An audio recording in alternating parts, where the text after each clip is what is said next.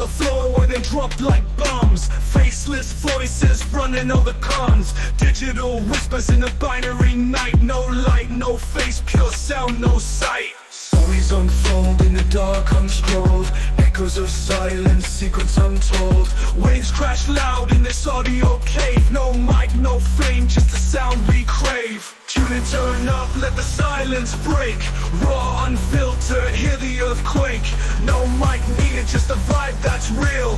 Faceless words you can touch and feel.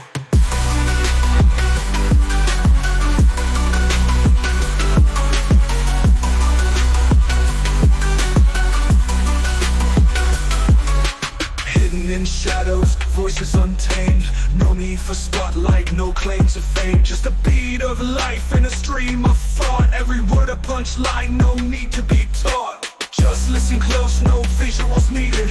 Raw conversation, unprocessed, unseated. Feel the pulse in every sentence said. No distractions, just thoughts in your head. Whispers of the streets, rumbling through. Faceless yet vivid, a world in view. No mic, just souls, connecting in flow. Pure and raw, let the rhythm go.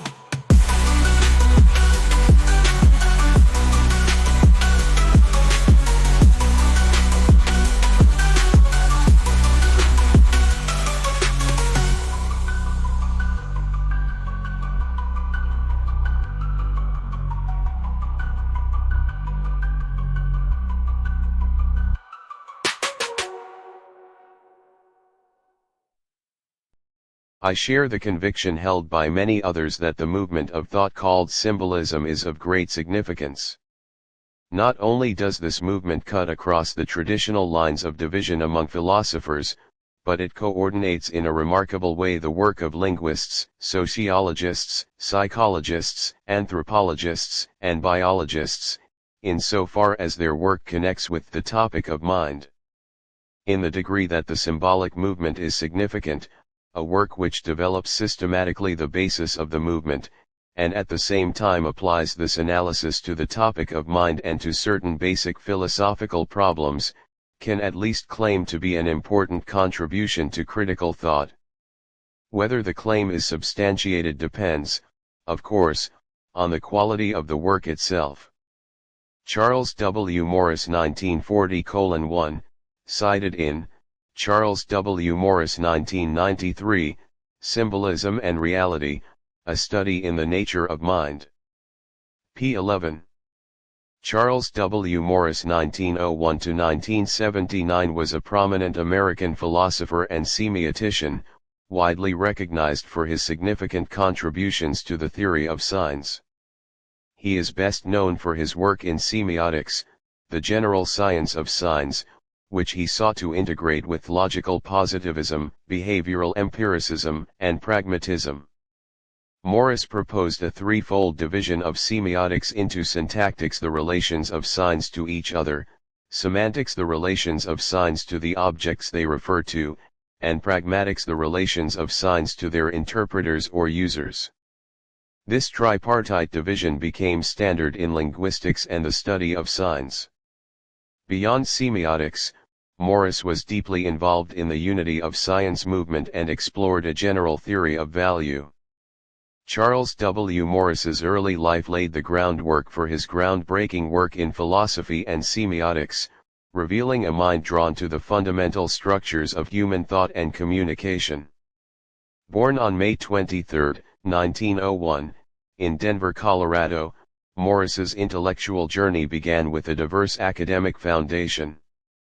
He briefly attended the University of Wisconsin before pursuing studies in engineering and psychology at Northwestern University, where he earned a Bachelor of Science degree in 1922. This initial exposure to both the systematic rigor of engineering and the complexities of the human mind proved instrumental in shaping his later philosophical approach. However, it was at the University of Chicago that Morris truly found his philosophical calling.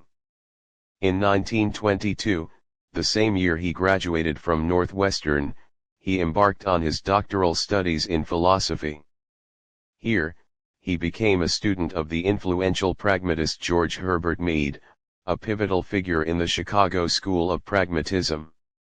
Mead's emphasis on the social nature of mind and the role of symbols in human interaction profoundly influenced Morris's developing ideas about signs and meaning. Morris completed his Ph.D. in 1925, with a dissertation titled Symbolism and Reality, a study in the nature of mind. This early work already signaled his deep engagement with the relationship between symbols, consciousness, and the world, foreshadowing his later comprehensive theories of semiotics. His time at Chicago and his mentorship under Mead were crucial in establishing the intellectual framework that would define his distinguished career. Following his doctoral studies at the University of Chicago, Charles W. Morris embarked on a prolific academic career that saw him become a central figure in American philosophy and a globally recognized semiotician. His work during this period was characterized by a sustained effort to bridge different philosophical traditions, particularly pragmatism, logical positivism, and behavioral empiricism. From 1925 to 1931, Morris served as an instructor of philosophy at Rice Institute, now Rice University in Houston, Texas. During this time, he continued to refine his ideas, publishing papers that championed his unique brand of neopragmatism. A significant early work from this period was Six Theories of Mind, published in 1932, which explored various philosophical approaches to the mind, setting the stage for his later behavioral interpretation of signs. He also played a key role in editing George Herbert Mead's writings, further solidifying his connection to the pragmatic tradition. Morris returned to the University of Chicago as an associate professor of philosophy in 1931, a position he held until 1947, and later as a lecturer from 1948 to 1958. It was during his extended tenure at Chicago that many of his most influential contributions came to fruition. A pivotal moment in Morris's career was his engagement with the Unity of Science movement. During a sabbatical in 1934, he traveled to Europe, where he met prominent logical positivists and members of the Vienna Circle, including Rudolf Carnap, Otto Neurath, and Moritz Schlick. Deeply impressed by their vision of a unified scientific approach to knowledge, Morris became a fervent advocate for the movement in the United States. He envisioned a synthesis of pragmatism and logical positivism, believing that a unified scientific framework could illuminate philosophical questions and even contribute to saving world civilization during economically and culturally challenging times. Morris is most noted today for his monograph, Foundations of the Theory of Signs 1938, which was the first volume of the grand project for the International Encyclopedia of Unified Science. In this work he proposed his threefold divisions of a sign as consisting of sign vehicle, designatum, and interpreter, and of semiotics as consisting of syntactics, semantics, and pragmatics. This latter distinction became normalized in linguistics. These divisions were based on a dyadic, positivist reading of Charles Peirce's triadic semiotic, an unacknowledged misreading of Peirce's critique of dyadic views of signs and of foundationalism. Eugene Halton 1992, Charles Morris, A Brief Outline of His Philosophy with Relations to Semiotics, Pragmatics, and Linguistics. Republished at 2@nd.edu, 2016. This commitment led to his crucial involvement with the International Encyclopedia of Unified Science. Co-editing the encyclopedia with Otto Neurath and Rudolf Carnap, Morris was instrumental in securing its publication in America through the University of Chicago Press. His seminal 1938 monograph, Foundations of the Theory of Signs, was published as the second volume of this ambitious project. In this foundational text, Morris systematically laid out his tripartite division of semiotics into syntactics, the formal relations between signs, semantics, the relations between signs and what they designate, and pragmatics, the relations between signs and their interpreters. This framework quickly gained widespread acceptance and became a cornerstone of modern semiotic theory. His commitment to unifying science extended to practical efforts, as he helped several German and Austrian philosophers emigrate to the United States during the rise of Nazism. Though the International Encyclopedia of Unified Science faced challenges and eventually lost momentum in the mid-1940s, Morris's involvement significantly contributed to the transatlantic exchange of philosophical ideas and the establishment of logical empiricism in American academia.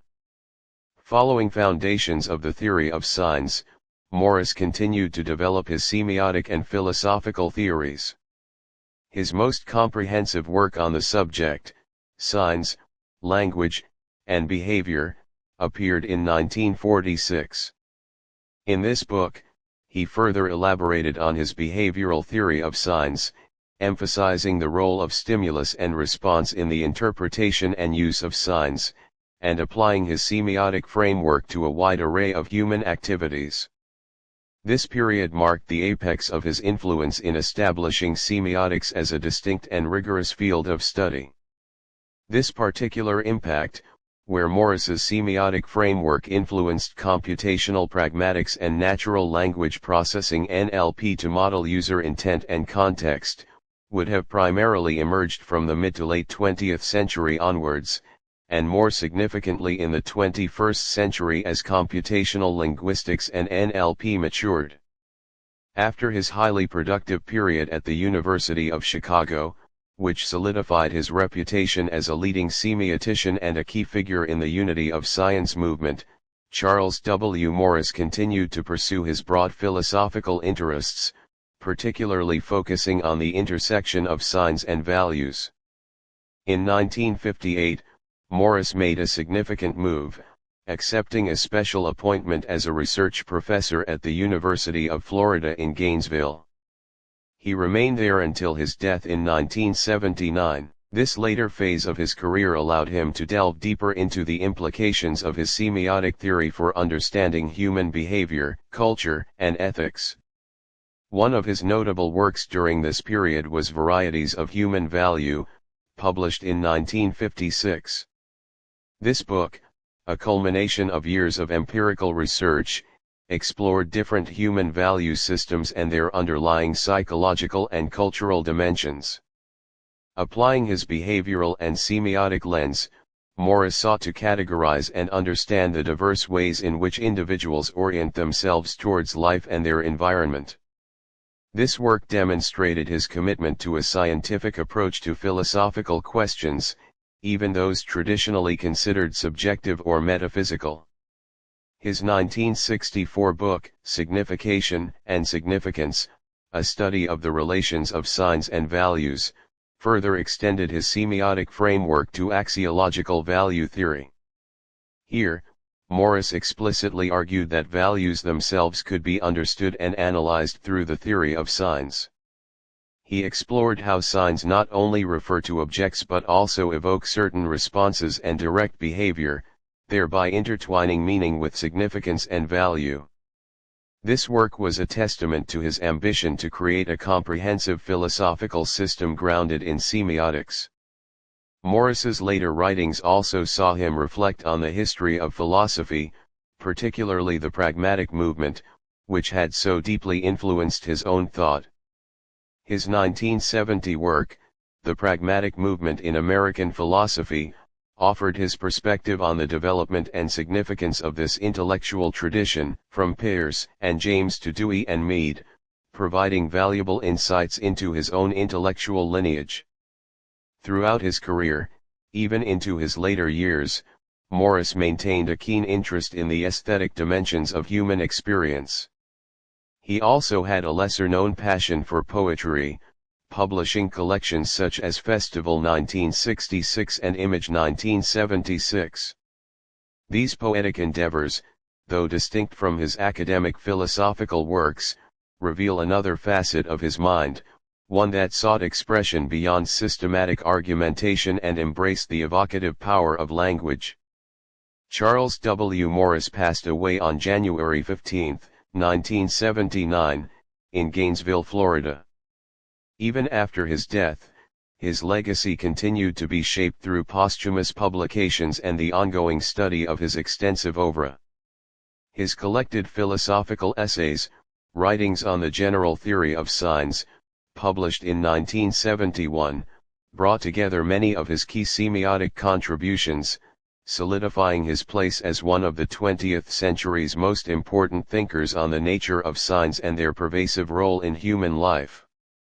According to Mead, the primary phenomenon out of which language in the full human sense emerges is the gesture, especially the vocal gesture. The gesture sign such as a dog's snarl differs from such a non-gestural sign as thunder in the fact that the sign vehicle is an early phase of a social act and the designatum a later phase of this act, in this case the attack by the dog. Here one organism prepares itself for what another organism, the dog, is to do by responding to certain acts of the latter organism as signs. In the case in question the snarl is the sign, the attack is the designatum, the animal being attacked is the interpreter, and the preparatory response of the interpreter is the interpreton. p. 36. References: Charles Morris. www.3.nd.edu. Retrieved March 12, 2023. Reich, George A. Morris, Charles William 1901-79. Dictionary of Modern American Philosophers Volume 3. Ed. Shook. England. Though Madams. 2005. Reich, George A. Guide to the Charles W. Morris Collection at the Pierce Edition Project, IUPUI. Created for the Indiana Scholarly Editions Consortium. Unpublished manuscript. 2001. Posner, Roland. Charles Morris and the Behavioral Foundations of Semiotics. Classics of Semiotics. Ed. Crampon. Plimoon Press. New York, 1987. Pages 25. Dewey, John. Peirce's Theory of Linguistic Signs, Thought, and Meaning. The Journal of Philosophy, Volume 43, Number 4, February 14, 1946, pages 85-95. Morris, Charles W. Signs, Language, and Behavior. New York, Prentice Hall, 1946. Reprinted, New York, George Brasler, 1955. Reprinted in Charles Morris, Writings on the General Theory of Signs, The Hague, Mouton, 1971, pages 73-397.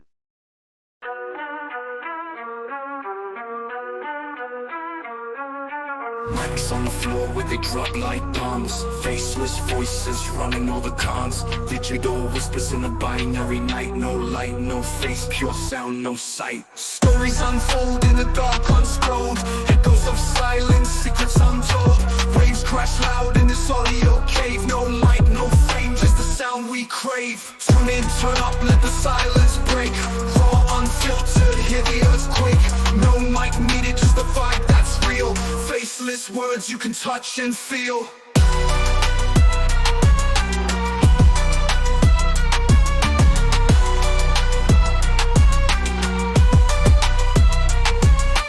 Hidden in shadows, voices untamed. No need for spotlight, no claim to fame. Just a beat of life in a stream of thought. Every word a punchline, no need to be taught. Just listen close, no visuals needed. Raw conversation, unprocessed, unseated. Feel the pulse in every sentence said. No distractions, just thoughts in your head. Whispers of the streets, rumbling through. Faceless yet vivid, a world in view. No mic, just souls, connecting in flow. Pure and raw, let the rhythm go. Pure and raw.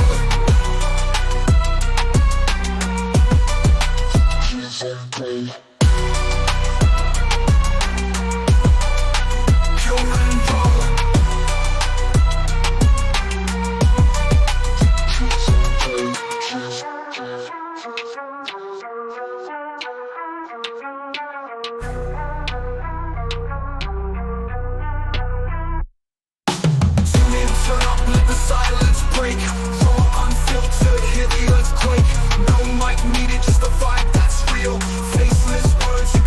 touch and feel. Tune in, turn up, let the silence break. Raw, unfiltered, hear the earthquake. No mic needed, just a vibe that's real. Faceless words you can touch and feel. Pure and raw.